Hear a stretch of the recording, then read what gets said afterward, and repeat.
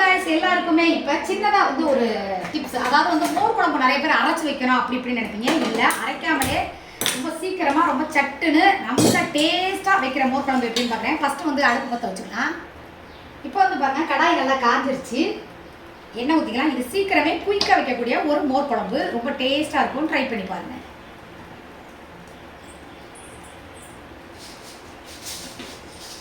எண்ணெய் காஞ்ச உடனே கொஞ்சம் கடுகு போடுங்க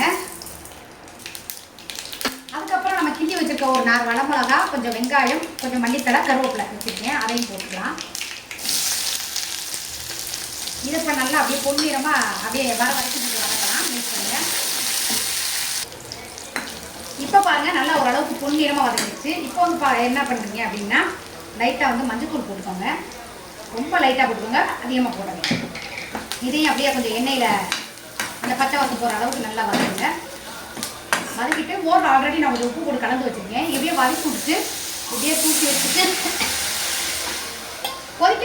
கொதிக்க விடாமல் அப்படியே அந்த சூட்லேயே மோர் இதாயிரும் இப்படியே வச்சு சாப்பாட்டில் போட்டு சாப்பிட்டீங்க அப்படின்னா மோர் குழம்பு சூப்பராக ரெடி அந்த பக்கம் பார்த்தீங்கன்னா நம்ம கிராமத்தில்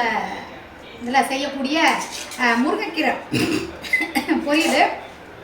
நான் நிறையா செஞ்சேன் அதாவது துவரம்பருப்பு அரைப்பருப்பும் தேங்காய் எல்லாம் போட்டு நான் வச்சுருக்கேன் பாதி கீரை வந்து நானும் தம்பியும் சாப்பிட்டேன் தம்பிக்கு ஊட்டி விட்டேன் அதனால் சாப்பிட்டுட்டான் இது எப்படி செய்யுது அப்படிங்கிறது இன்னொரு நாளைக்கு நான் வீடியோ எடுத்து போகிறேன் இந்த பாருங்கள் கொதிக்க விடாதீங்க அப்படியே லேசாக சுறு அப்படின்னு சொன்னோடனே இப்படி வச்சுருங்க ஈஸியான மோர் குழம்பு சூப்பராக 2 நிமிஷத்தில் எப்படி பண்ணுறது அப்படின்னு செஞ்சு காமிச்சிருக்கேன் ட்ரை பண்ணி பாருங்கள் சூப்பராக இருக்கும் எப்படி இருக்குன்னு கமெண்ட்டில் சொல்லுங்கள் பாய்.